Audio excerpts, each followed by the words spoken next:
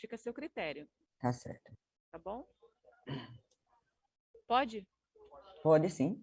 Vou fazer a contagem com a senhora, tá? Tá. 5, 4, 3, 2, 1. Bom dia a todos. É com enorme prazer que vamos dar início à mesa intitulada Saúde, Educação, Ciência e Tecnologia e Austeridade no Brasil, um tema cuja relevância não necessitamos sequer destacar. Para compor a nossa mesa, eu gostaria de convidar inicialmente o professor Rômulo Paes,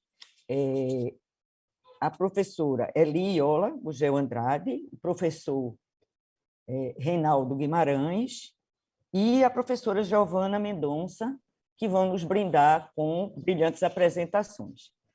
Os palestrantes terão 15 minutos para fazer sua explanação. Faltando 5 minutos, nós informaremos. Eu sei que é um tempo exíguo para temas de tanta relevância, mas a gente tentará se manter dentro do cronograma para podermos ter algum tempo para debate, que sempre é um momento muito importante. O professor Rômulo Paes é médico, é doutor em epidemiologia pela London School of Hygiene and Tropical Medicine, é pesquisador da Fiocruz de Minas, vice-presidente da Abrasco, foi diretor do Centro Mundial do PNUD para o Desenvolvimento Sustentável e é secretário executivo do Ministério do Desenvolvimento Social. Professor Rômulo vai nos brindar com uma fala sobre o impacto da austeridade na saúde da população brasileira. Professor, com prazer, temos a sua palavra. Muito obrigado, professora Tereza. É um prazer estar aqui com todos neste congresso que é fundamental para o desenvolvimento da ciência no Brasil, para o desenvolvimento da saúde coletiva no Brasil. Eu vou começar compartilhando a minha tela, mas antes disso eu gostaria de fazer um agradecimento, em primeiro lugar, aos meus companheiros de mesa, a professora Iola, o professor Reinaldo, que são meus mestres há muitos anos, também a professora Giovana, e agradecer a Gunnar por ter me convidado para este congresso e também a Rosana Onoco. A Gunnar foi ex-presidente da Abrasco, é ex-presidente da Abrasco e a Rosana é atual presidente da Abrasco. Essa discussão sobre austeridade, a primeira questão que nos coloca é que o cenário econômico para o Brasil nos coloca uma questão de grande desafio, onde nós temos um país severamente endividado, com baixo crescimento econômico e com uma desigualdade crescente. Então, como ficarão as políticas públicas, e aí no caso com foco na saúde, num contexto desse tipo? Em primeiro lugar, é preciso ter clareza de que nós já estávamos enfrentando grandes dificuldades antes da chegada da pandemia no Brasil. A política de austeridade que o Brasil já praticava na época já havia provocado ou aprofundado o desfinanciamento das políticas sociais. E este tema será recorrente em várias falas. Há uma combinação entre uma mentalidade austera que se implementou no Brasil a partir de 2016 e uma direção governamental frívola em relação à política pública em geral, já havia provocado um abalo nas instituições, enfraquecendo a nossa capacidade de resposta frente à crise.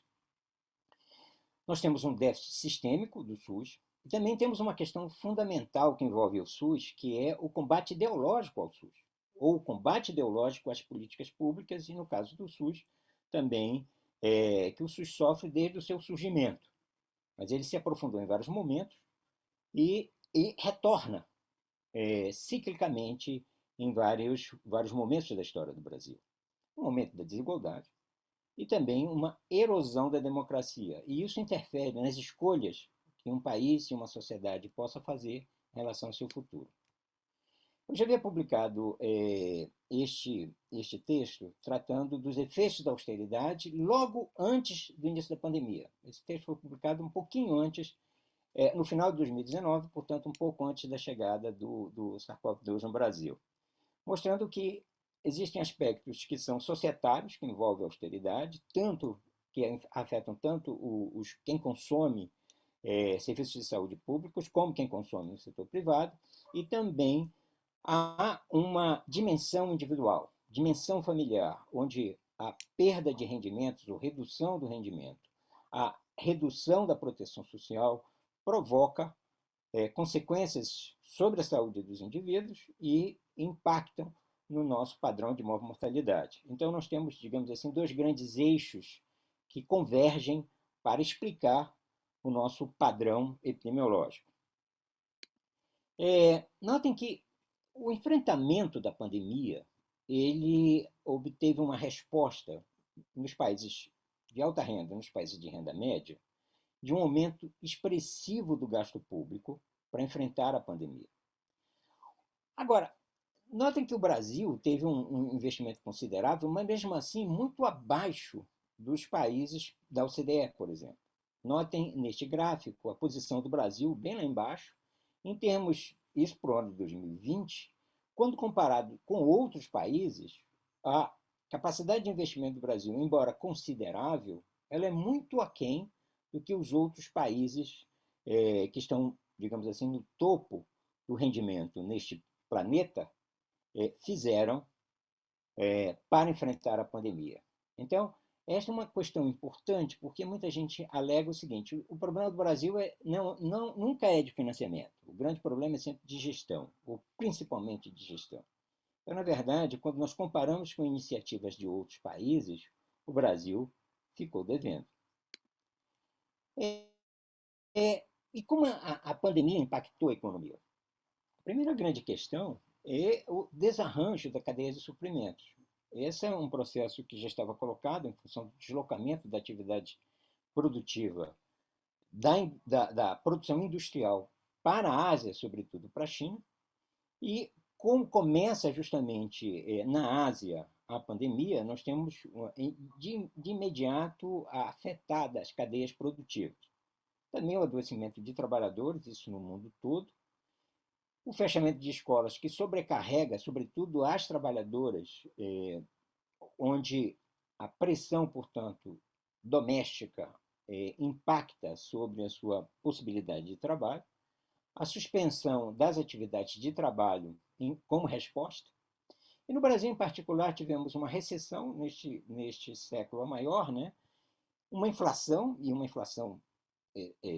da qual a melhor expectativa é que nós vamos começar a arrefecê-la mais para o segundo trimestre do ano que vem, mas isso são as perspectivas mais otimistas, um alto desemprego, o crescimento da informalidade que já estava posto em função da reforma trabalhista que antecede a pandemia, queda de renda, pobreza e aumento da insegurança alimentar.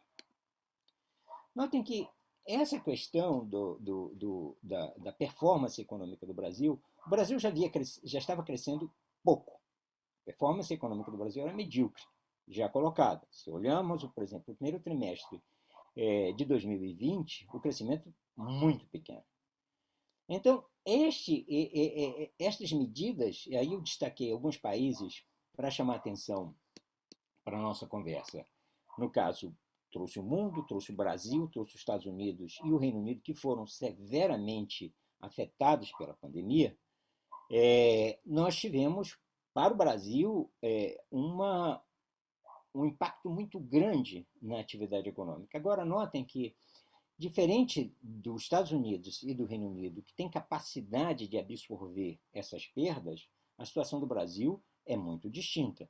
A situação do Brasil, dos países de renda média e os países de renda baixa, a possibilidade de absorverem, digamos assim, o impacto da queda do desempenho econômico levará muitos anos. E, dessa forma, também se prolongará por muitos anos a situação socioeconômica da população, demandando políticas que possam mitigar esses efeitos da pandemia sobre a condição socioeconômica da população brasileira. Um exemplo é a questão do desemprego.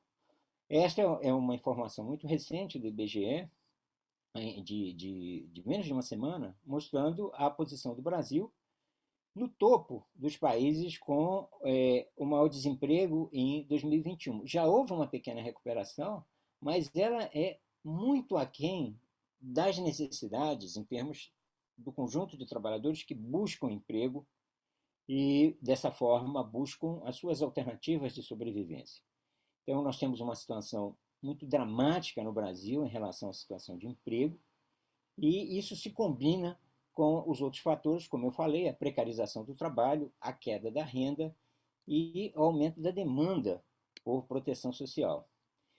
Isso a gente sempre fala dos aspectos mais conjunturais, mas há umas questões estruturais que são muito importantes para pensarmos qual é o futuro do país.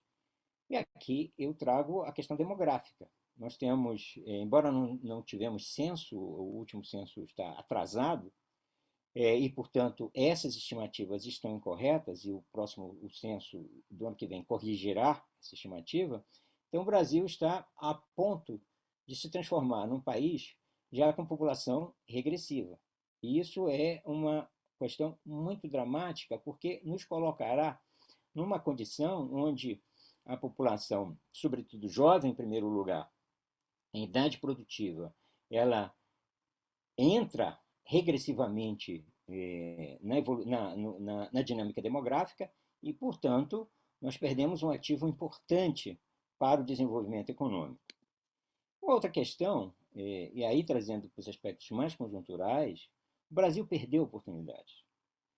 No momento em que a pandemia se instala, nós já conhecíamos vários problemas em relação ao nosso Sistema Único de Saúde, já estavam devidamente mapeados, nós sabíamos do subfinanciamento do sistema, da vulnerabilidade à ingerência política, que aumentou no governo atual, já sabíamos da insuficiência em termos de equipamento, de pessoal e de serviços, e da sua distribuição desigual no Brasil, da dependência do setor privado, da desigual distribuição dos serviços, dos déficits de organização regional e dos diversos níveis de hierarquização, da baixa regulação dos subsistemas, aí no caso eu estou me referindo ao subsistema privado e ao saúde indígena.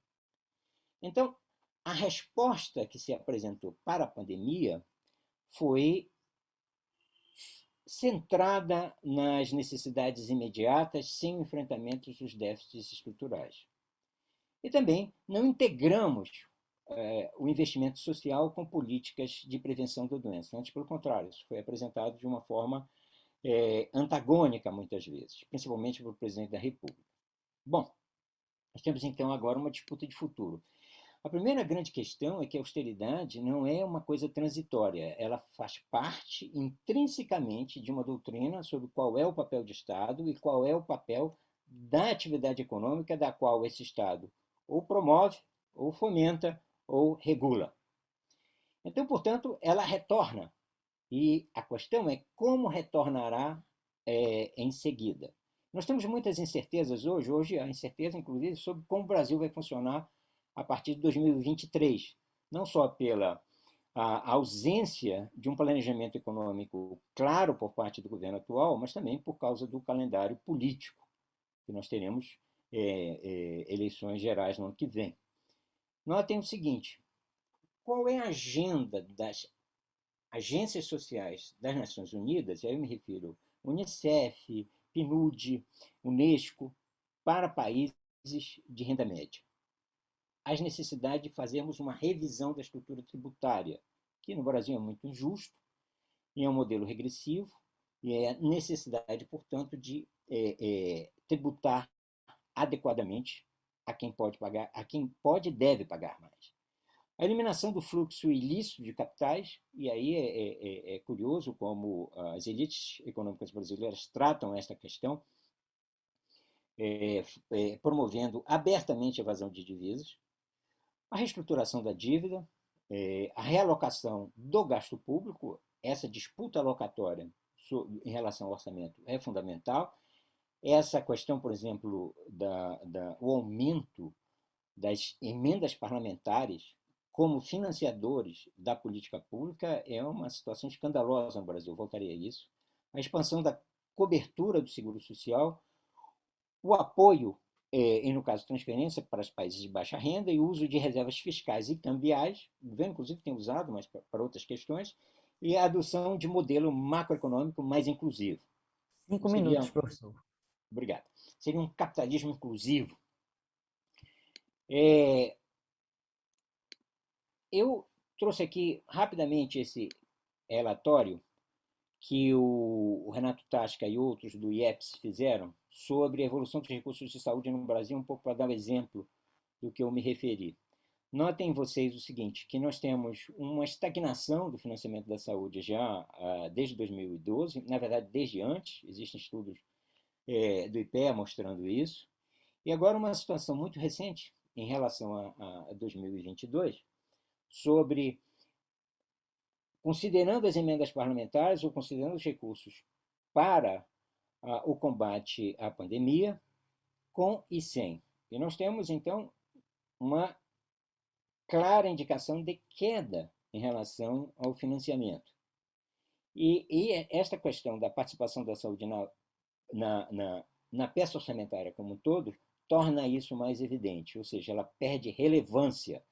Então, portanto, nós temos uma queda, uma potencial queda, tanto do ponto de vista relativo quanto absoluto. Então, a situação é que nos últimos 10 anos o gasto da saúde tem a sua participação no orçamento total sendo reduzida a cada ano. A capacidade de investimento do Ministério da Saúde é baixa, sendo reduzida a cada ano, com dependência crescente das emendas parlamentares. E os recursos propostos pelo Ministério da Saúde para a atenção primária, eles são insuficientes para cobrir a demanda atual. Gentilmente, o Bruno Moretti me cedeu este gráfico, que é de um artigo que será publicado logo em breve, junto com a Ana Paula Soter, o Arthur Quioro, e aí eu estou fazendo um spoiler desse artigo aqui para vocês, graças à gentileza do Bruno. Olhem o que é curioso, nessa linha em azul são as emendas e despesas controladas pelo parlamento, são as emendas parlamentares, enquanto que em vermelho são as demais despesas, portanto, aquelas, digamos assim, sob o controle do executivo. Então, observem a perda de relevância do executivo frente ao legislativo, que é característica típica de um governo enfraquecido que precisa desesperadamente do apoio do parlamento para sobreviver. Aqui nós temos, aquelas são medidas, são valores direcionados para a saúde. Aqui são em geral. Essa é uma matéria recente, do dia 24, onde mostra qual é a aspiração dos parlamentares, tanto deputados federais quanto senadores, em relação às emendas parlamentares. Aqui não é só saúde, é no geral. E notem que a barra em azul é o que era pretendido e, nessa outra cor, aquilo que foi concedido. Então, isso tende a se aprofundar pela fragilização do governo.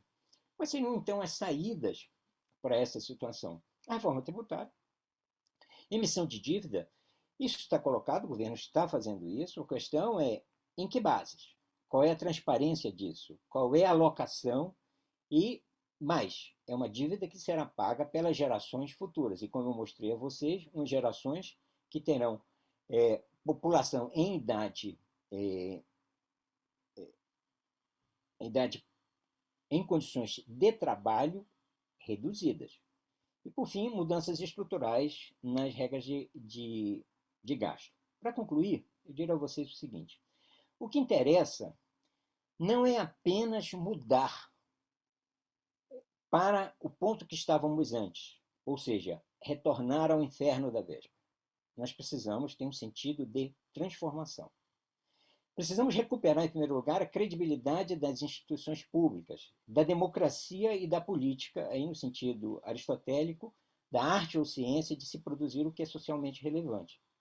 Nós necessitamos enfrentar os déficits crônicos do SUS e é preciso que se constitua formas mais estáveis de financiamento do SUS e das demais políticas sociais, já que temos uma vigência de uma política de austeridade e ela retorna com seu vigor tão logo hajam condições para isso.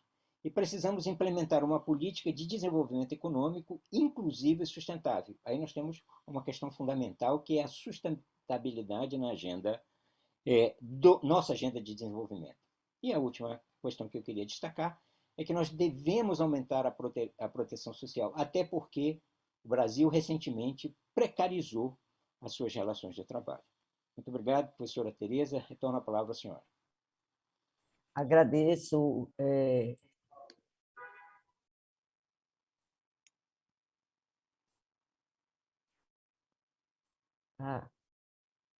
Voltou. Voltou? Pronto. Agradeço ao professor Rômulo, ele se manteve super bem nos 15 minutos. A conferência trouxe pontos fundamentais, né? E acho que o debate poderá ser muito rico.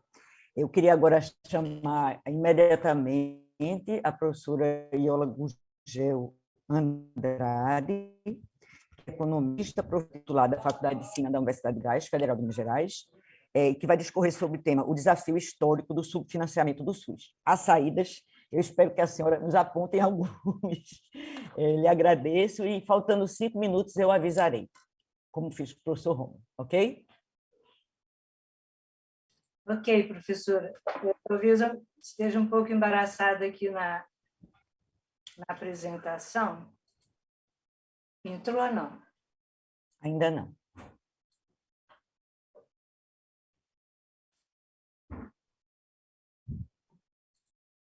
Ah.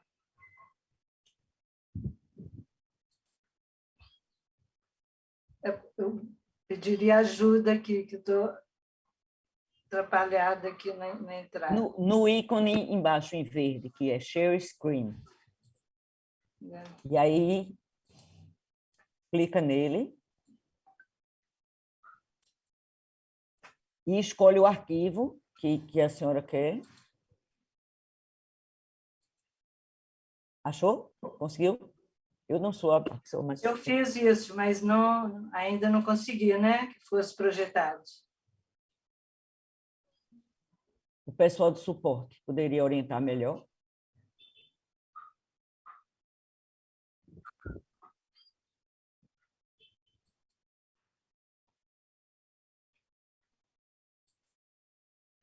Iola, deixa eu ver se eu consigo te ajudar. Por favor, Rômulo. Olha lá, coloca na apresentação, no PowerPoint, já no modo apresentação. Tá. Agora, na tela que nós estamos conversando, passa o cursor lá embaixo e você vai ver aquela seta verde vazada. O problema é que quando eu coloco no modo apresentação, toma a tela toda. Não tem problema, é isso mesmo. Você vai ficar só... E aí eu não vejo mais Você não vê mais. Você não nos verá mais. Nós lhe veremos, mas você não nos verá mais. Você nos iluminará falando do escuro. Não, o que a Iola está dizendo é que se ela bota no modo apresentação, eu não vejo a barra dela, não. Tem que botar o ESC. Bota no ESC e aí aparece a barra do seu computador, querido. Tá.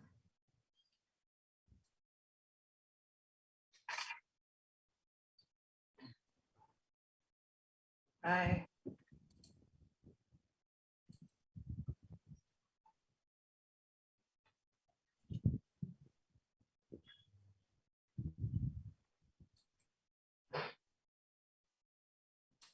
Tá difícil.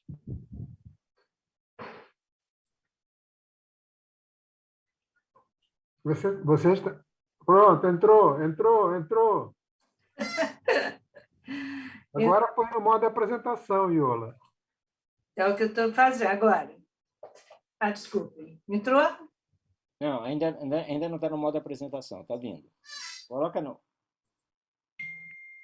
E eu coloquei, tá? Eu sugiro, Iola, que você navegue... Volte. Pronto. Faça de novo. Mas não está em modo apresentação. Pois é. Deixa eu voltar aqui.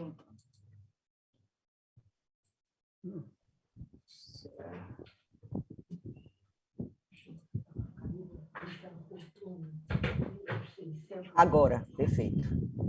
Hein? Perfeito. Não, tinha ficado perfeito, agora voltou, saiu a tela. Não, você não pode apertar o escape. Se apertar, você... Não, meu você escape até não está sendo...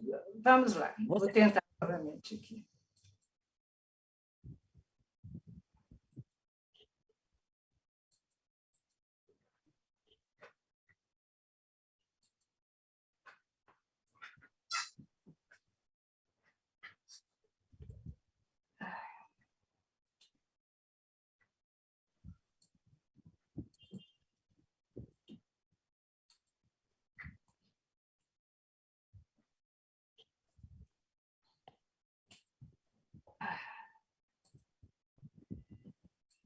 Agora eu não estou conseguindo nem entrar no Zoom.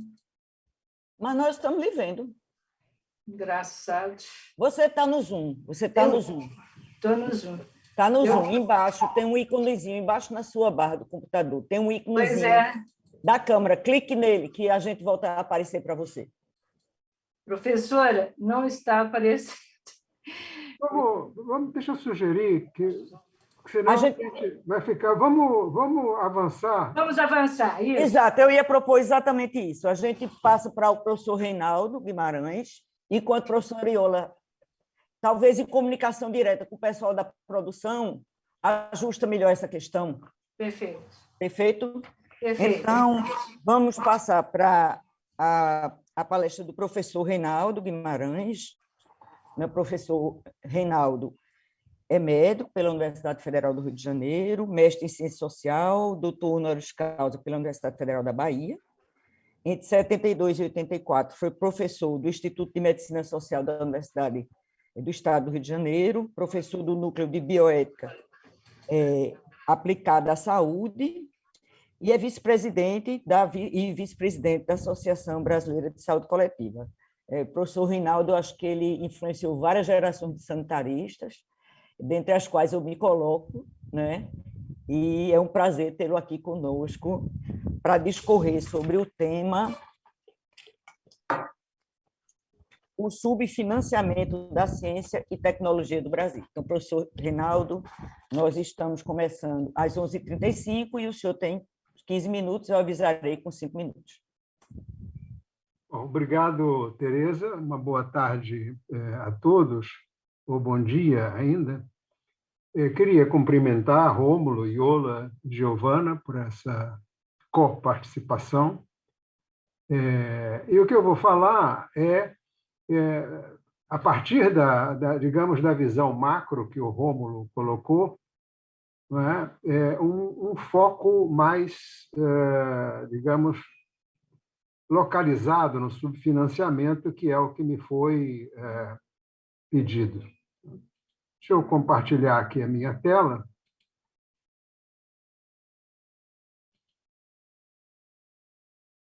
Não sei se já apareceu. Apareceu, professor, está ótimo. Bom, antes de entrar na questão do subfinanciamento, eu queria fazer um comentário que diz respeito ao seguinte: para você avaliar um subfinanciamento, não é? Você precisa de informação. Quer dizer, é muito difícil você ter um panorama mais preciso a respeito de subfinanciamento ou de financiamento sobre qualquer coisa se você não tem informação. Então, o que eu queria começar é falando... Por que isso não está...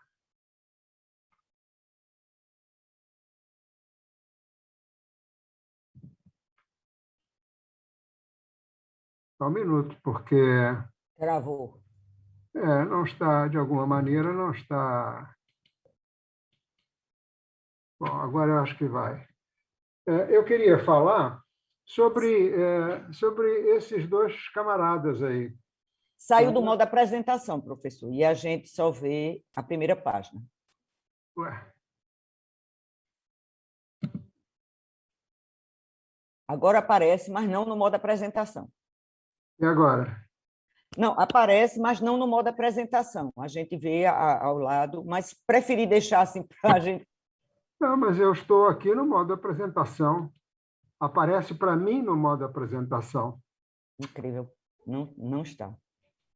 Tirei e vou voltar. Tá. Tranquilo.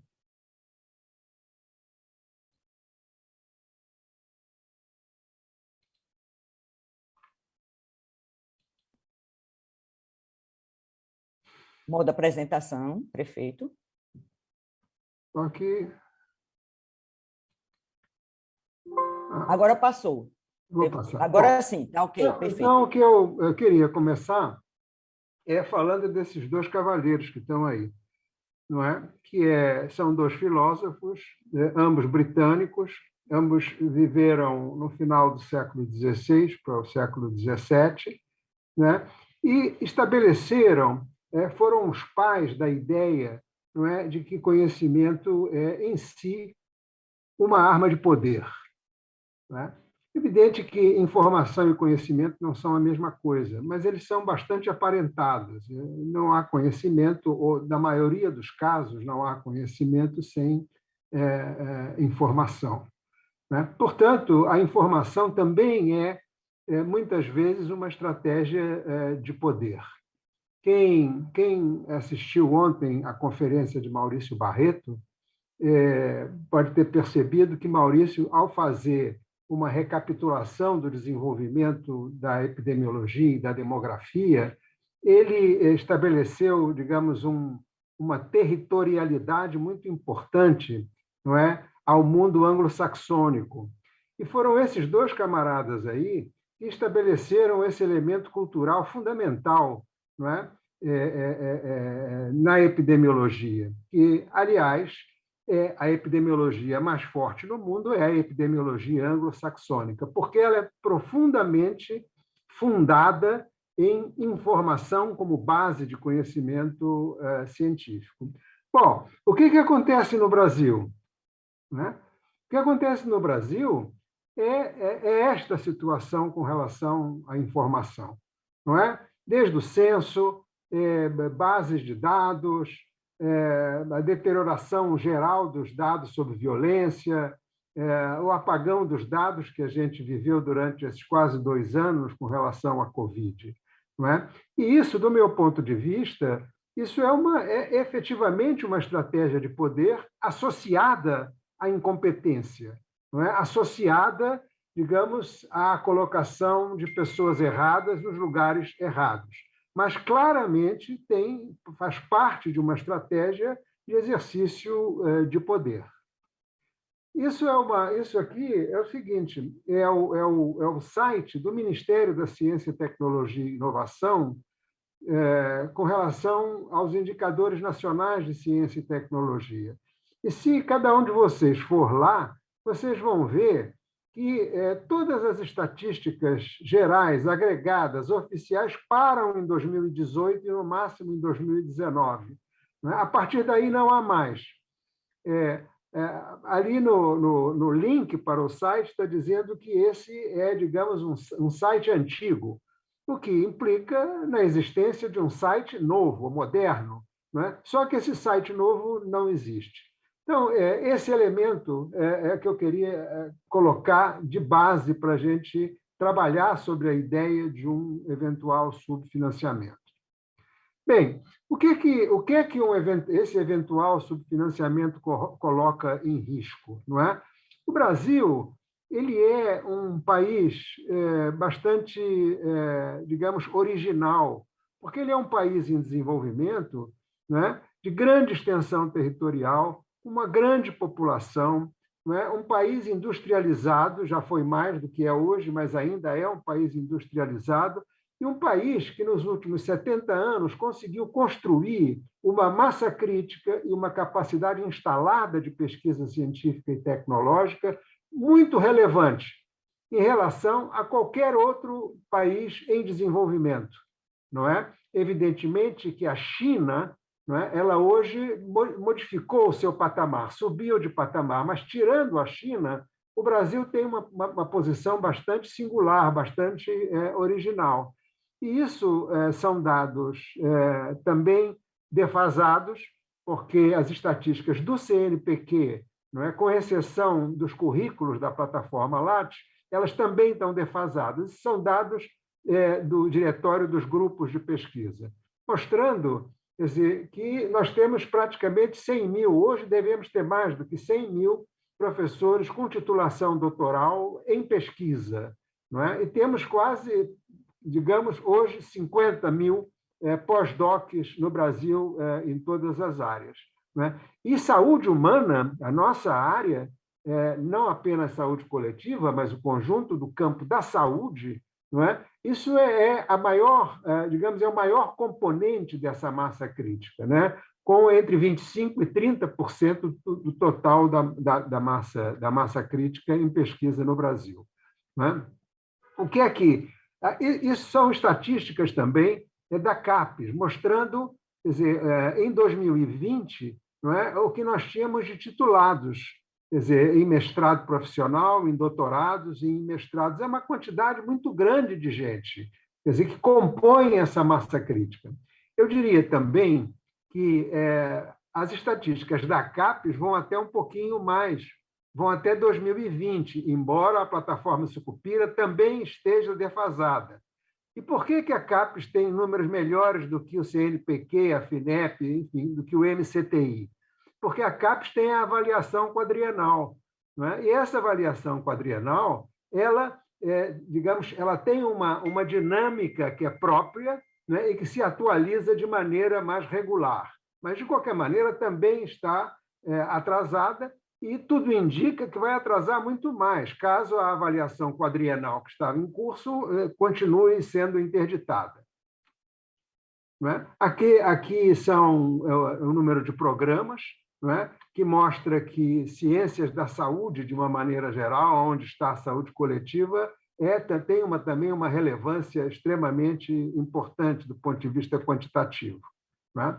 Bom, o subfinanciamento de ciência, tecnologia e inovação no Brasil ele é crônico, não é? Da mesma forma que Rômulo mencionava sobre a cronicidade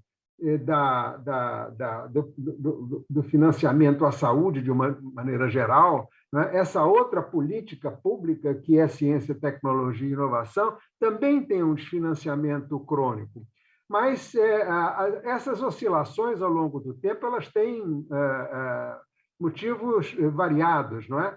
E que eu diria, numa taxonomia muito grosseira, você tem razões objetivas para essa oscilação, fundamentalmente ligadas às oscilações da economia do país, mas você tem também um conjunto grande de razões que eu chamaria de subjetivas, não é? Que é exatamente o papel ativo que um governo deve ter para a construção, manutenção e ampliação de uma política pública. Isso é, a ênfase dos governos com relação ao papel da ciência e tecnologia e o apreço ideológico dos governos pela ciência. Esse item nem devia estar aí, porque é muito difícil que pudéssemos imaginar um governo, né, que tivesse um não apreço ou um desapreço pelo capítulo científico e tecnológico. No entanto, nós estamos vivendo isso, né? Isso me parece que, digamos, engloba o lado objetivo e subjetivo dessas oscilações. Esse gráfico mostra, né, a evolução daquele que é a principal fonte de recursos financeiros federais, né, tirando a CAPES, ligados ao Ministério da Ciência, Tecnologia e Inovação no Brasil desde a década de 70 do século passado. Não é? E a gente vê essa oscilação de maneira muito clara. Ontem, além da conferência do Maurício, teve uma outra excelente conferência do César Victora, onde ele, há tantas horas, afirma que, quando ele começou a fazer pesquisa, aí, em meados da década de 70, ele ficou espantado com a quantidade de dinheiro que tinha para a pesquisa, não é? E isso apesar de vivermos um regime militar, uma ditadura, né? E aí o que eu quero mostrar, em primeiro lugar, é, primeiro, as oscilações, e segundo, é que, durante a década de 70, ao menos a maior parte dela, em particular, meados da década de 70, em função da existência de um Plano Nacional de Desenvolvimento que tinha acoplado a ele um plano de desenvolvimento científico e tecnológico, nós tivemos, sim, digamos, uma quantidade de recursos para o apoio à ciência, tecnologia e inovação muito importante. Depois disso, nós tivemos um pequeno soluço na Nova República, em 1985. Durante o primeiro governo de Fernando Henrique, a situação ficou muito difícil, e no segundo governo, principalmente na sua segunda metade, nós tivemos um avanço enorme com a introdução dos fundos setoriais, que são localizados hoje no Fundo Nacional do Desenvolvimento Científico e Tecnológico. A parte direita desse gráfico mostra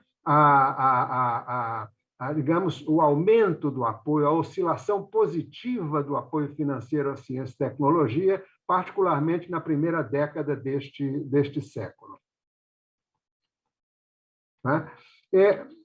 Mais recentemente, não é? Esses são os dados que nós temos, e notem que essa data limite de 2018 permanece. Seja em cima à esquerda, recursos do NCTI, à direita em cima do Fundo Nacional do Desenvolvimento Científico e Tecnológico, aonde o azul, desculpe, o vermelho são os apoios para a pesquisa, embaixo a CAPES e embaixo à direita o CNPq, onde se mostra uma coerência, não é? Infelizmente, uma coerência lamentável a partir de 2016, no sentido digamos, do decréscimo do financiamento à pesquisa. Né? Essa é a situação recente. Eu peguei isso do Jornal da Universidade de São Paulo. Não é? A parte da direita ela está defasada, mas a parte da esquerda do slide ela está correta, não é? Mostrando que, seja no Ministério da Ciência e Tecnologia, seja no CNPq, seja na CAPES, seja no Fundo Nacional de Desenvolvimento Científico e Tecnológico, há, no orçamento de 2021, na proposta orçamentária de 2021, decréscimos sistemáticos. E, além disso, não é, uma parte do que é orçamentado já em níveis, digamos, abaixo do que deveriam ser, há essa instituição, na verdade, são duas instituições, da reserva de contingência e do contingenciamento. São coisas diferentes, mas significa, digamos, modos de não gastar aquilo que o orçamento federal propõe para os vários setores. E para os quatro, digamos, componentes que a gente está examinando nesse slide, há parte dos recursos que foram orçamentados já de modo deprimido, dependente de créditos suplementares, isto é, contingenciados. Eu queria falar um pouco rapidamente de que são esses fundos setoriais.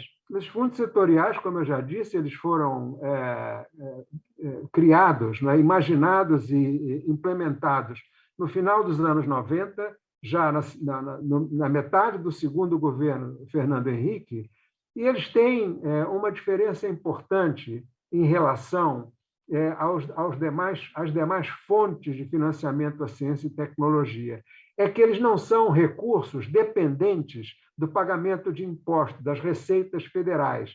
Eles são oriundos de contribuições decorrentes da atividade econômica de vários dos setores industriais do país. Royalties da produção de petróleo, empresas de energia elétrica. E isso significa que eles poderiam ter, digamos, uma estabilidade muito maior. E, efetivamente, durante um tempo tiveram. Durante essa primeira década do século deste século, tiveram uma estabilidade muito grande. Mas, a partir dos critérios de reserva de contingência e de contingenciamento, eles também entraram numa situação de depressão no sentido do seu nível. Isso, 5 minutos, professor. Vou terminar. Isso ainda para o Fundo Nacional do Desenvolvimento Científico e Tecnológico, a gente vê isso. Entre 16 e 20, não é? O orçamento aprovado para o Fundo Nacional do Desenvolvimento Científico e Tecnológico aumentou de 2,67 bilhões para 4,90. Mas a parte de cada coluna em azul escuro é o percentual que foi contingenciado desse recurso, portanto, não foi efetivamente utilizado. E na parte direita, a gente tem exatamente entre 16 e 20, o que é que chegou para ser gasto com apoio à pesquisa científica e tecnológica, chegando até em 2020 a uma situação quase falimentar, e que vai piorar em 2021. Não é? Bem, notícias recentes sobre esse financiamento, não é? Sobre esse problema do desfinanciamento. Em janeiro deste ano, o Congresso aprovou uma lei complementar, que é uma lei mais forte do que uma lei ordinária, que proibia o contingenciamento de recursos do Fundo Nacional, do FNDCT. Né? Isso foi uma vitória enorme. Quer dizer, não se sabe exatamente como passou. O presidente da República vetou e o Congresso derrubou o veto. O que é que o ministro Paulo Guedes fez? Ele pediu para segurar a publicação da lei. E, nesse segurar a publicação da lei do Diário Oficial, foi publicado o orçamento de 2021. Isso fez com que a lei só teria eficácia a partir de 2022. Isso é uma pegadinha, nada mais do que uma pegadinha, tá certo, do ministro da Economia. Né? E agora, em outubro, o governo, então, fez uma outra lei voltando, tá certo, a possibilidade de contingenciamento. 2 dias depois da apresentação da aprovação dessa nova lei, que se contingencia, não é? E do dia 7 de outubro, não é? Houve o anúncio de uma liberação de 690 milhões de reais, onde a quase totalidade era de recursos contingenciados do FNDCT. E aí houve até um pequeno alívio. Não, ilusão. Imediatamente se descobriu que desses 690 milhões, apenas 13% iam para o CNPq. O resto ia para o Ministério da Infraestrutura, para outros ministérios, etc. Então, essa é digamos, são as últimas notícias sobre o desfinanciamento. Como é que reconstrói isso, gente? Né? A gente tem, evidente, claro, e Rômulo colocou isso de maneira muito clara, o enfrentamento de razões objetivas para uma modificação do panorama geral econômico do país, não é? A recuperação econômica, uma alteração profunda na política fiscal, particularmente a revogação da emenda constitucional 95, que é a lei do teto, não é? Um descontingenciamento efetivo dos recursos orçamentários destinados à ciência, tecnologia e inovação e a reconstituição dos fundos setoriais, porque hoje, não é, eles estão desconstruídos, não é? E eles hoje são a principal fonte de recursos para todo o financiamento da ciência e tecnologia no Brasil. Não é? Mas também temos que enfrentar as razões subjetivas, não é? E é aquilo que eu falei lá na frente. Quer dizer, a ênfase dos vários governos quanto ao papel da ciência e tecnologia autóctones no desenvolvimento do país, o apreço ideológico desses governos pela ciência e pela tecnologia autóctones e a escolha de quadros competentes que conheçam o tema, que efetivamente hoje a gente não tem.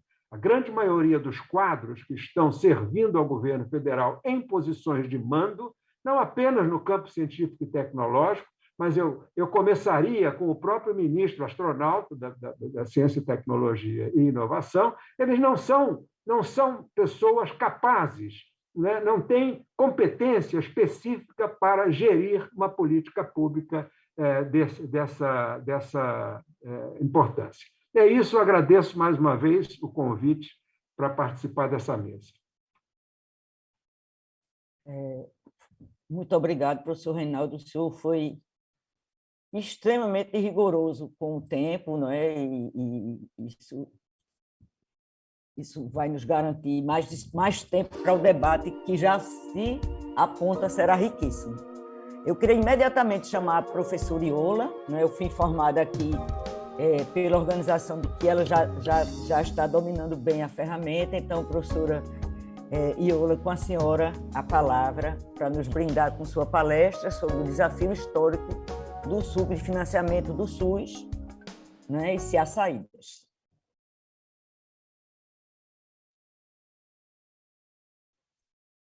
Seu microfone está desativado. Espero honrar a expectativa, mas se não der certo, eu enviei também a apresentação para ser colocada. Um instante.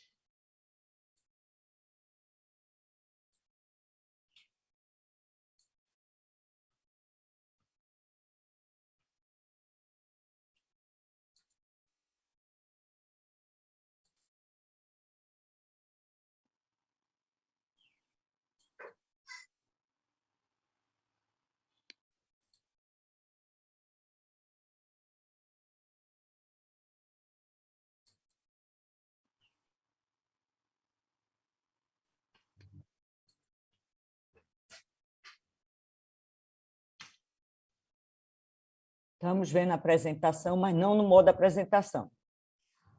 Ainda. Agora sim? Ainda não. Mas às vezes demora um pouco processando. Vamos ver.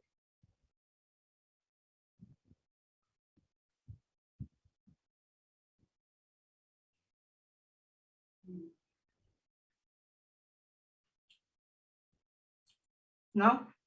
Não. Ai.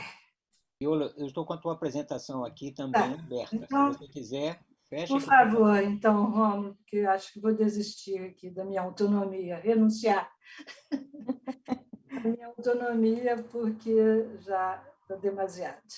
Então, cessa o compartilhamento que eu vou abrir aqui. Agradeço, professor Rômulo. Imagina, é um prazer. Lá vou eu. Então, já aproveito para pedir as desculpas e para agradecer, evidentemente, o convite e saudar meus colegas de mesa que já fizeram apresentações muito brilhantes e às quais eu espero acrescentar alguns aspectos, né, para que a gente possa ter uma reflexão mais densa sobre o momento em que estamos vivendo, que eu julgo ser um momento de inflexão, né, para o nosso sistema público de saúde no país. E, concordando com as falas de Rômulo e Reinaldo, acho que nós estamos diante de uma disputa delicada, complexa e perigosa do futuro, né, nesse país. Eu queria, então, dar algumas contribuições na abordagem histórica, né, desse problema do subfinanciamento, agora do desfinanciamento, e, eu diria, numa fase mais atual, vamos dizer assim, de ofensivas de desmantelamento e desmonte do Sistema Único de Saúde no país. Pode passar, Rômulo. Pode passar? Eu queria... aqui a Constituição, em 2 slides, para lembrar todo mundo que, antes de pensar, né, que o SUS é um sistema subfinanciado, cronicamente, nós precisamos pensar onde que ele foi criado. E isso nos dá a pista do seu subfinanciamento, né? Exatamente, o SUS foi criado numa concepção de estado de bem-estar social na nossa Constituição em 88. Então, a saúde, a previdência e a assistência passaram a constituir um modelo, né, de proteção social, de seguridade social, na qual a Constituição, né, os constituintes pretenderam que a saúde fosse compreendida. Pode passar, Rômulo. E aqui o artigo 194 e 195, eles são muito esquecidos no nosso campo da saúde. A gente fala mais do artigo 196, que é a saúde como direito de todos e dever do Estado. Porém, essa é a questão. O dever do Estado, ele envolve a responsabilidade de financiamento do Estado. E isso é tão concreto que na própria Constituição, os constituintes se preocuparam, no artigo 198, não só de apontar quais seriam os princípios doutrinários e organizativos dessa seguridade social, que encamparia, né, a saúde pública, o sistema público de saúde, apontar nesse artigo 198, que continua muito importante até hoje, porque, vejam bem, esse artigo ele foi emendado pela emenda constitucional EC 29, em 2000, definindo qual era a responsabilidade dos municípios, estados e também ali houve uma definição importante da responsabilidade de financiamento do nível federal. E, mais recentemente, esse artigo 198 também foi emendado com a EC 86, em 2015, que mudou, né, já num período de grande instabilidade de financiamento do SUS, escalonou, né, a responsabilidade federal no financiamento. Depois nós vamos voltar um pouco nesse ponto. Mas eu queria aqui, então, deixar essa primeira ideia de que, na verdade, a Constituição Federal de 88, ela definiu que o SUS, como a Previdência e Assistência Social, seriam cobertos por um orçamento especial, que foi criado em 88, o Orçamento da Seguridade Social, composto de várias fontes, né, de impostos e contribuições sociais. Esse orçamento ele é o segundo orçamento hoje, em termos de importância de receita e despesa na União. Nós temos o orçamento fiscal, o orçamento da Seguridade, e, após esses 30 anos, também temos um outro componente muito pesado do orçamento, que são as destinações para a cobertura da dívida pública nacional. Então, vamos à frente. Aqui, então, eu queria dizer que, exatamente porque essa Constituição teve essa natureza, num contexto arrevezado, né, todos nós da saúde pública já pensamos sobre isso, era um momento exatamente de ampliação, né, das bases das propostas neoliberal, tanto de estabilização, eram as propostas internas, né, da economia no país, como internacionalmente as medidas estruturais de ajuste que já vinham da década de 70 se espraiando pelo mundo todo. Então, nós encontramos uma grande resistência a partir de 88 para a implementação desse conceito de financiamento e de sistema de proteção e seguridade social no país. Tanto que, nas disposições transitórias da Constituição, até a sua total regulamentação, né, já tinha, vamos dizer assim, uma suspeita, vamos dizer, dos constituintes de que a coisa ia ser difícil. E ali, então, se estabeleceu que, até que fossem aprovadas as leis de diretrizes orçamentárias, né, que são as leis orgânicas, as leis orçamentárias, LOAS, etc., 30% do orçamento da Seguridade seria aplicado, né, em cada uma das 3 políticas constituintes da Seguridade: saúde, previdência e assistência. Esse preceito nunca foi, não digo nunca, ele chegou a ser parcialmente aplicado em 91, 92, mais ou menos, e a partir de 94 ele foi completamente abandonado. Assim como também aquele ponto que eu observei no artigo 198 sobre a responsabilidade do nível federal, estados e municípios, também foi escanteado, né, para o futuro, e isso vai marcar, pode passar, Roma, vai marcar nossa trajetória de grande instabilidade de financiamento em toda a década de 90 na construção do SUS. Haja visto que a Lei 80, a Lei Orgânica da Saúde, portanto, que aplicaria os preceitos constitucionais na saúde, efetivamente, né, como leis ordinárias, e a Lei 8142, que estabelecia não só o controle social, mas também a participação de estados e municípios no financiamento.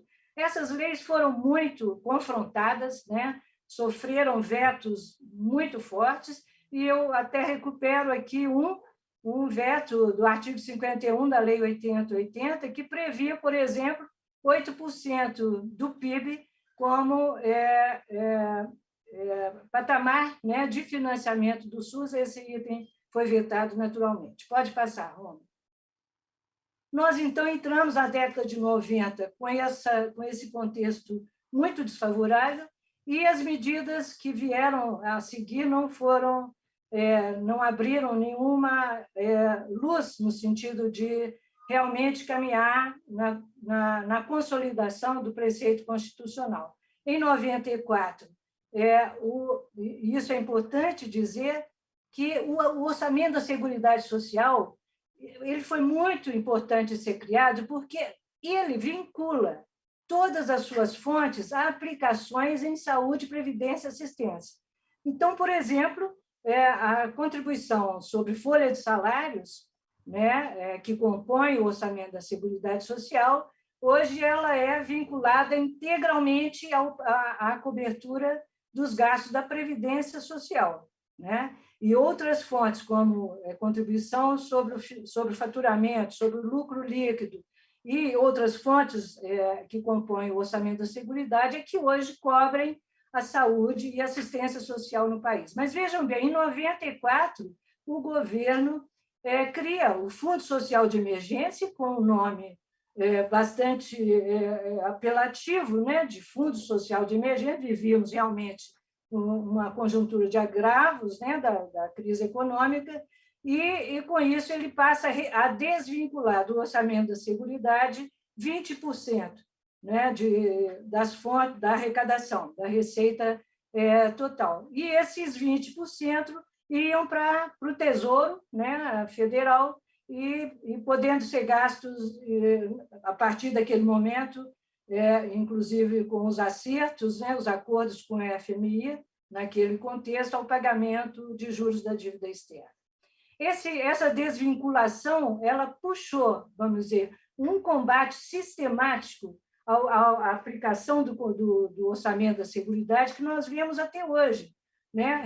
Até o ano passado, o governo tinha também uma batelada de projetos na Câmara para desvincular, né, esses gastos sociais e, na verdade, desmontar essa vinculação que o orçamento da Seguridade criou. No entanto, até hoje, ele persiste e os ataques continuam, né? Em 2016, o governo entrou com um projeto de ampliação dessa desvinculação para 30% e, inclusive, aproveitou a deixa para também aplicar essa desvinculação no preceito de financiamento dos estados e municípios, né, com 15%, 12% da receita corrente líquida.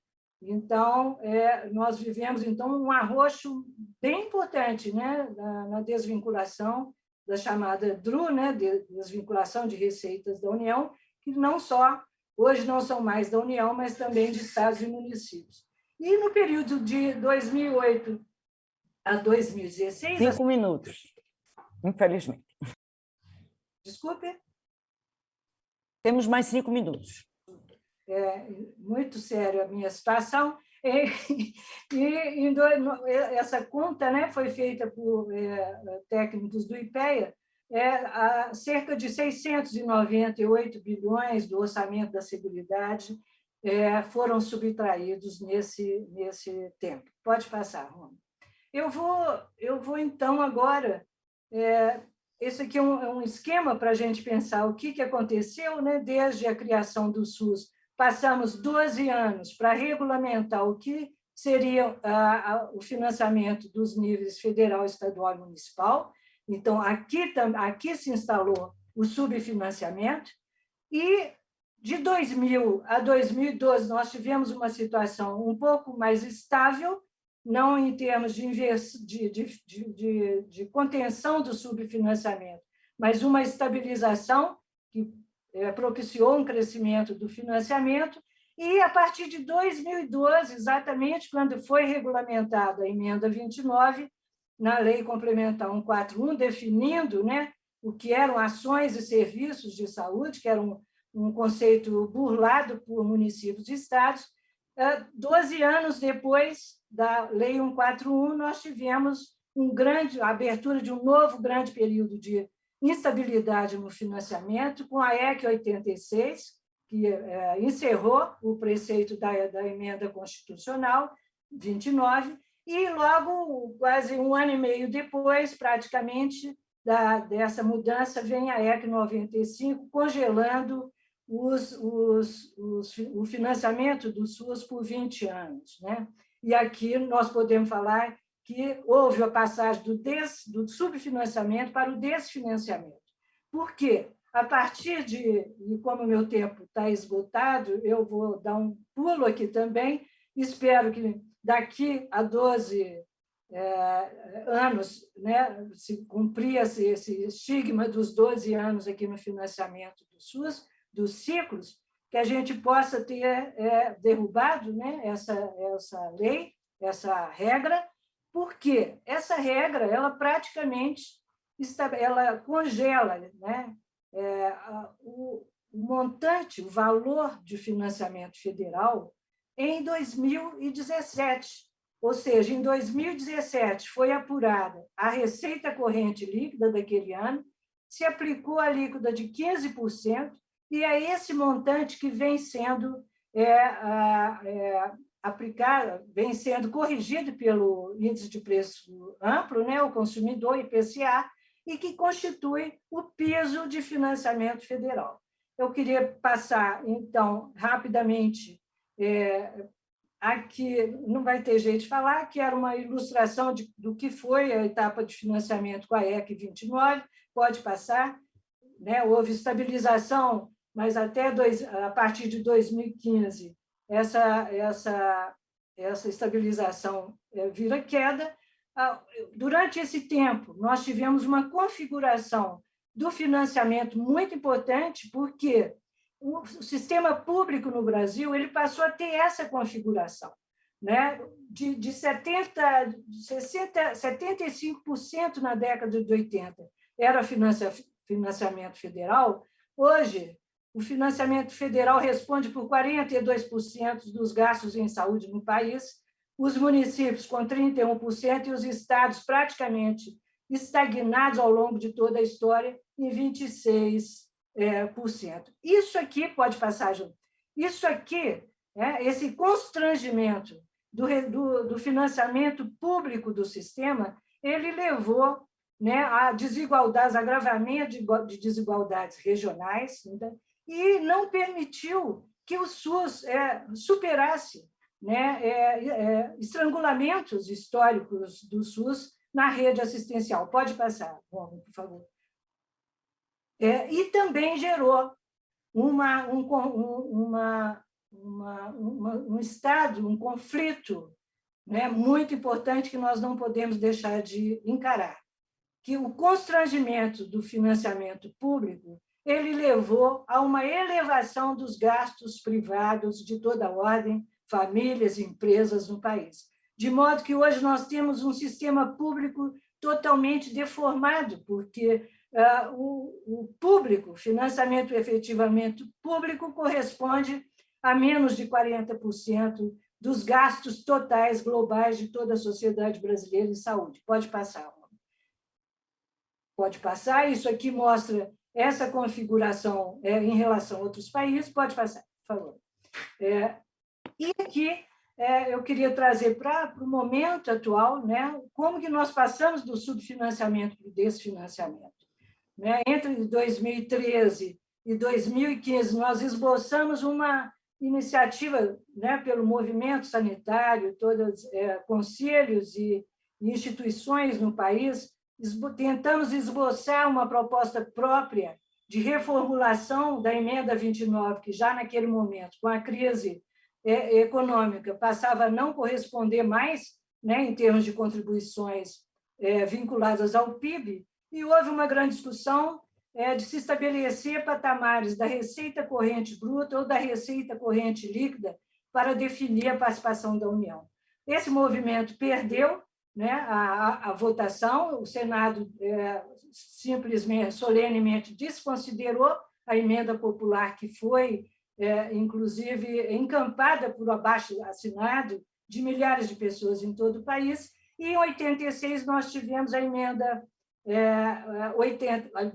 em 2015, a emenda 86, que escalonou a participação federal, mas o escalonamento era tão arrochado que o que era para ser 15% da receita corrente líquida em 2020 teve que ser aceito, né, para ser o peso do novo regime fiscal que inaugura-se em 2016 com a EC 95. Pode passar, por favor.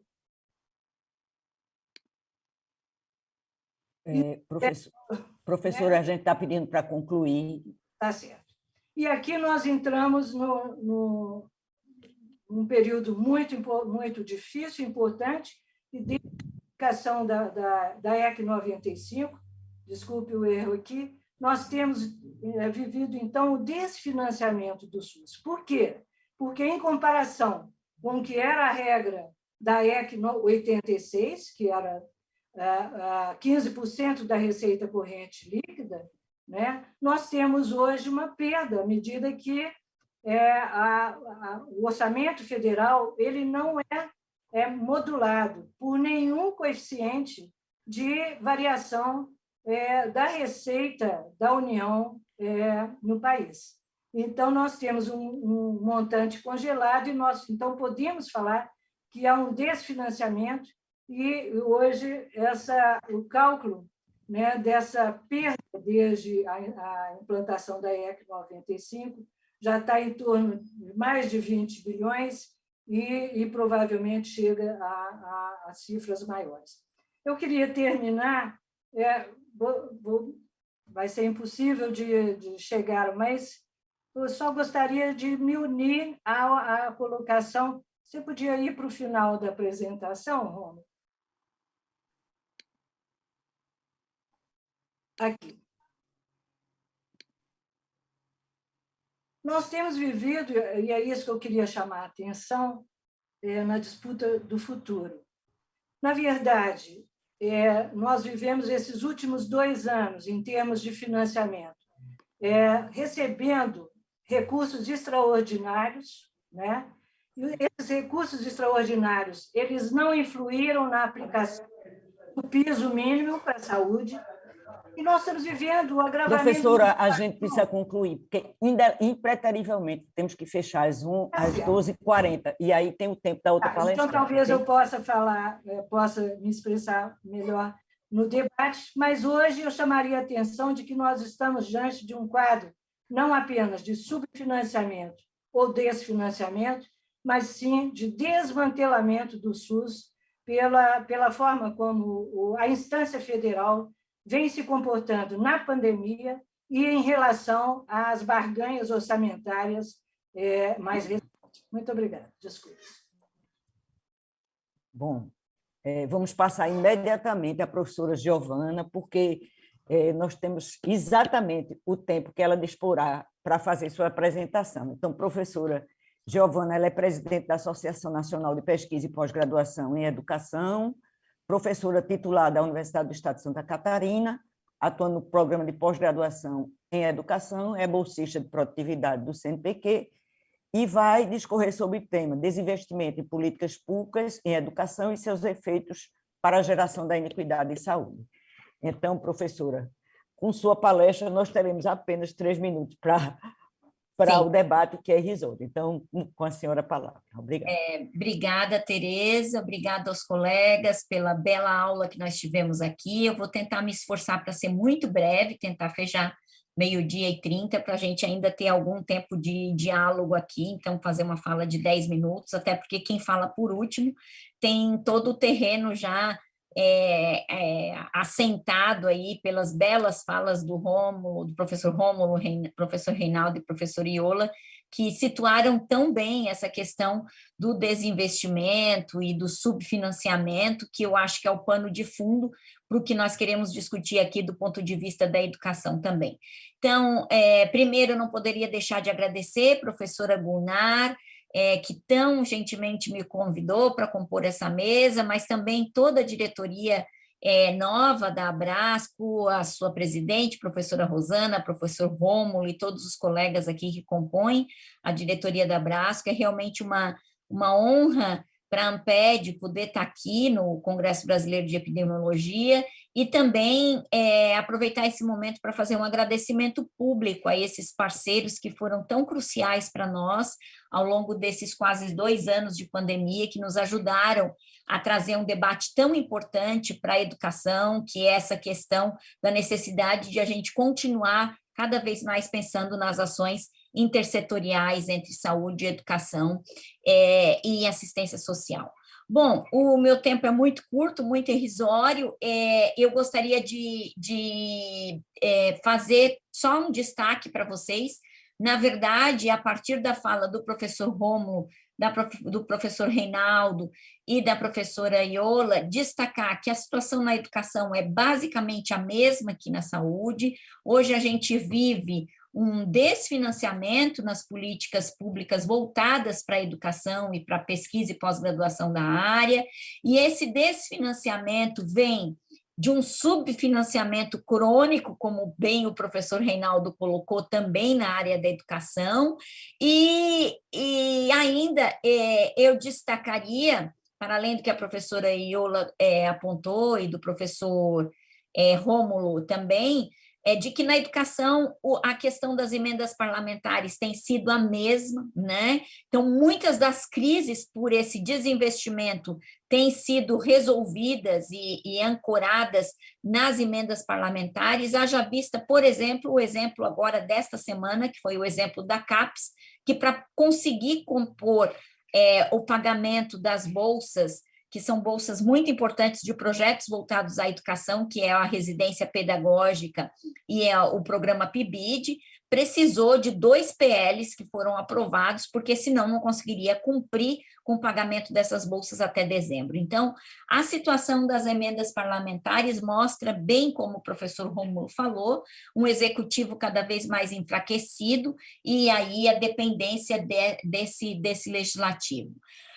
Na situação da educação, eu destacaria, para além do que os colegas apontaram sobre o desfinanciamento e o subfinanciamento, o desfinanciamento, eu apontaria que nós temos uma outra situação que apareceu um pouco também na fala da professora Iola, que a gente entende que esse desfinanciamento na área da educação, ele é um projeto de governo que está articulado a uma perspectiva também desse governo, das suas pautas, uma pauta que foi embasada na questão dos costumes, né? E que trouxe um impacto muito forte para as políticas educativas do ponto de vista da educação. Então, vejam, paralelamente a isso, no ano passado nós tivemos a aprovação do Fundeb, que garante um fundo de investimento na educação. Essa aprovação, ela já foi, os efeitos positivos dela já foram minados com esse conjunto de PEC e com o conjunto de contingenciamentos que estão sendo feitos, mas mais ainda, o pouco que existe de recurso do ponto de vista do governo federal, ele está articulado a projetos e programas que são muito complicados do ponto de vista das políticas públicas da educação, né? A gente vê um movimento forte de privatização dos recursos públicos. Então, quando aparece o dinheiro público, esse dinheiro público, do ponto de vista da educação, está carimbado, com grandes conglomerados que têm feito parcerias com o governo e que fazem parcerias também com os municípios, né? E isso é uma questão bem, bem complicada.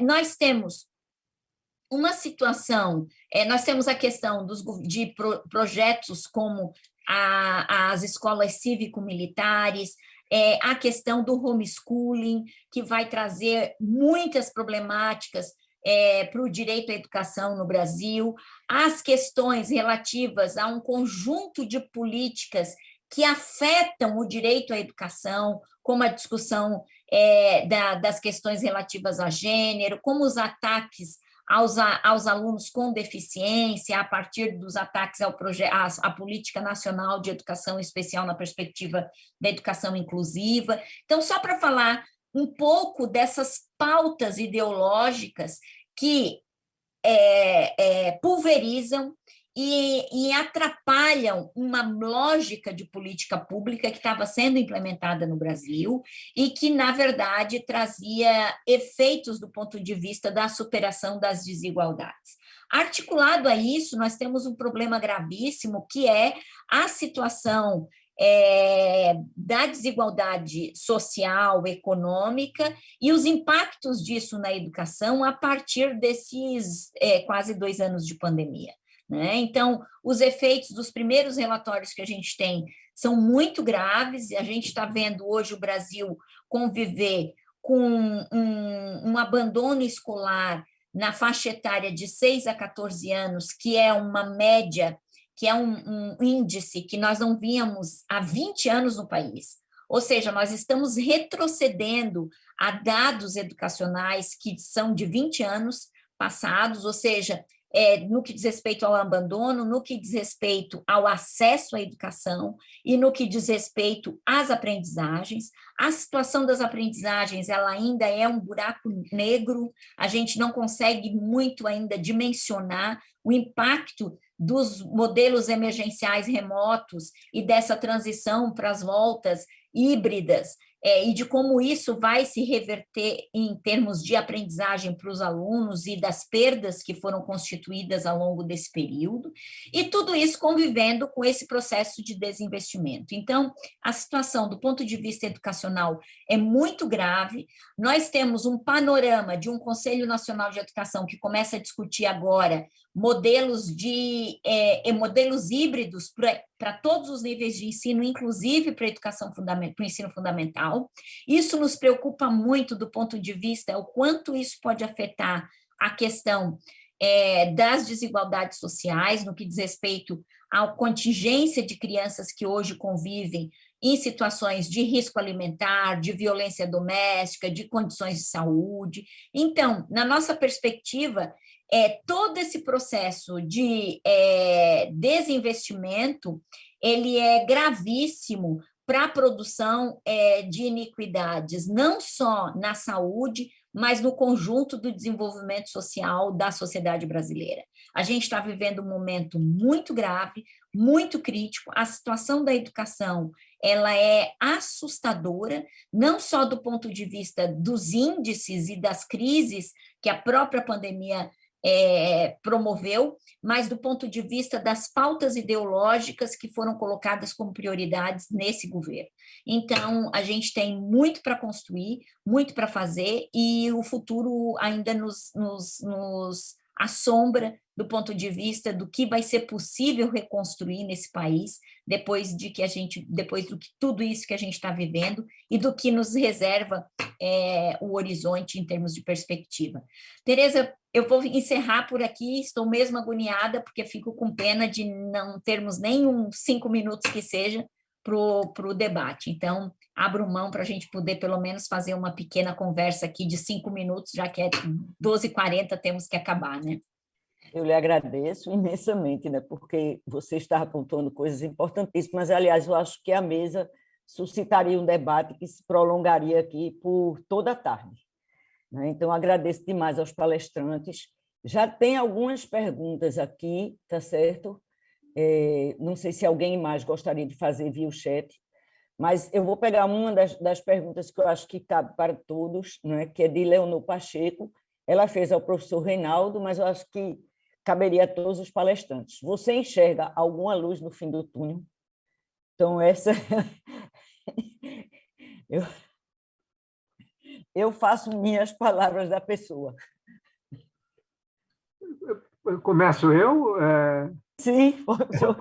Não, Leonor é uma pesquisadora brilhante da Universidade de Brasília, né? Eu diria para ela o seguinte: Leonor,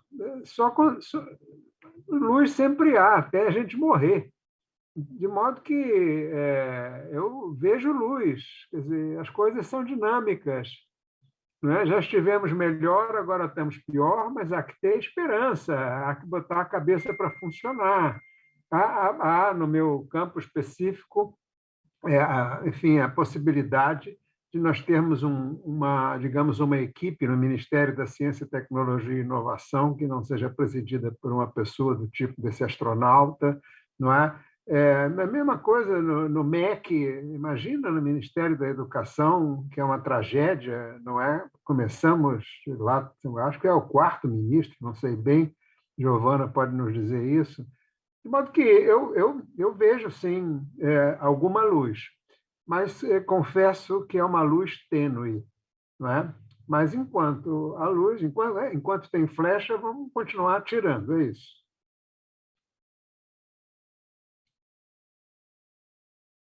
Alguém mais gostaria de comentar essa pergunta, né? Eu franqueei a palavra a todos. Eu gostaria. Sim. Pois não, pois não. Não, acho é bastante importante, Giovana tocou nisso, e eu queria ter exposto até. Eu acho que nós estamos, né, nessa disputa do futuro, como o Ramos sintetizou. Eu acho que nós precisamos nos organizarmos, né? Eu acho que o avanço que tivemos, por exemplo, no campo da saúde coletiva, com a organização, né, com a liderança da Abrasco e demais instituições, nós compusemos a Frente pela Vida, né, que hoje é um espaço político de vocalização das propostas, né, da saúde, mas que também buscaram ampliação, né, com os colegas, com os profissionais pesquisadores da educação. Nós não podemos deixar essa bandeira arriar. Por quê? Eu acho que, na verdade, há um plano, sim, né? Essas forças que estão hoje no domínio do poder têm um plano de desmantelamento, né, das conquistas sociais de 88, e elas têm conseguido espaço e avanços importantes, né? Se a gente pensar nos 3 últimos anos no SUS, os retrocessos em termos de delineamento de um modelo assistencial, por exemplo, na atenção básica, são evidentes, né? E eu acho que há, juntamente com isso, um direcionamento no sentido de substituir, de fragilizar esse sistema público e colocar no lugar dele um sistema privado. Esse foi um movimento que caracterizou as reformas em outros países. Nós conseguimos enfrentar na década de 80, mas esse movimento continua avançando e ele se fortaleceu. E eu acho que nós precisamos retomar nossa união para disputar esse futuro com unhas e dentes, fazendo propostas e fazendo com que elas sejam conhecidas de toda a população, de toda a sociedade, e fazer de novo apaixonar essa sociedade, apaixonar-se com a importância de um sistema de saúde 100% público. Muito bem. Nós temos 4 minutos, então eu franqueio aos demais para rapidamente se colocarem. 2 frases rapidinhas sobre isso. Da pergunta da Leonor, generalizando, não tratando apenas do financiamento sobre ciência e tecnologia. Vários historiadores dizem que o Brasil, do ponto de vista civilizatório, ele acumula 20 anos e depois se sabota. Então, nós estamos numa fase de autossabotagem intensa, tá certo? Mas nós somos, como cientistas, interessadíssimos em padrões e periodizações. Em algum momento, há uma saturação e uma exaustão, inclusive do esforço de sabotagem. Isso há uma reação do ponto de vista político, do ponto de vista social, que reinaugura um novo período de acumulação e um período de desenvolvimento. Então, virá. A gente só precisa estar vivo para isso. Muito obrigado, foi um prazer estar com vocês. Obrigada também, só queria agradecer e dizer que concordo com todos os colegas. Eu acho que nós reinventamos e aprendemos outras formas de luta, especialmente na educação. Nós fizemos uma articulação muito grande com outras sociedades científicas, com outras áreas, com os parlamentares. A gente começou a aprender a lutar por dentro do parlamento e também por dentro do judiciário. Então, eu acho que isso mostra que a gente está também criando estratégias diante dessa situação de desgoverno, né? É isso, foi um prazer estar com vocês, aprendi muito com os colegas Adorei ouvi-los. Obrigada. Bom, então eu acredito que estamos finalizando, né? Pelo meu cálculo aqui, a gente tem ainda 1 minuto, então se alguém quiser ainda se colocar, professor Reinaldo. Essa frase que o Rômulo colocou, eu acho que ela foi sintetizada por um jornalista já falecido, chamado Ivan Lessa, que dizia que o Brasil é um país que, a cada 15 anos, esquece tudo que aprendeu nos 15 anos anteriores. Eu acho que essa que é a... Cansa um pouquinho, né? Cansa um pouquinho quando a gente está no nosso período histórico de cada 15 anos. Mas eu acho que todos que estão aqui presentes nortearam a vida pela luta, pela coerência, e não será agora que vamos nos intimidar. Então, eu agradeço enormemente a fala de todos que estiveram aqui presentes e deixa um gosto de quero mais, mas eu acho que foi uma grande oportunidade, né? As questões aqui colocadas acho que vão nos fazer refletir muito e, sobretudo, que termina com a nota de algum otimismo. A gente também não pode abandonar a luta, já que somos pessoas de luta, né? Nas nossas trajetórias de vida. Então, agradeço demais e, em nome da Abrasco, acho que nosso evento está encerrado, né? E acho que transcorreu de uma forma maravilhosa. Muito obrigada pela oportunidade de mediar uma mesa tão fantástica.